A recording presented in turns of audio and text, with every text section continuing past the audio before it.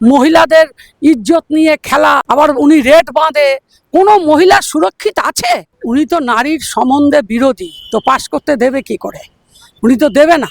পশ্চিম বাংলায় যত মহিলা রেপ হয়েছে, কামধেনুতে রেপ করে একটা মেয়েকে কলেজ থেকে ফেরার পথে তাকে চিড়ে দিয়েছে, তো এই মুখ্যমন্ত্রীকে কি বলবো? অপদার্থ ছাড়া কি ভালো বলবো?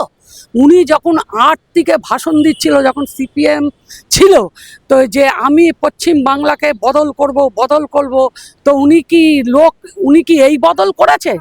মহিলাদের ইজ্জত নিয়ে খেলা, আবার উনি রেট বাঁধে। কোনো মহিলা সুরক্ষিত আছে পশ্চিম বাংলায়? আর উনি তো কোনো ইন্টারভিউ দিয়ে মুখ্যমন্ত্রী হয়নি, জনতা জনার্দনের ভোটেতে উনি মুখ্যমন্ত্রী হয়েছে।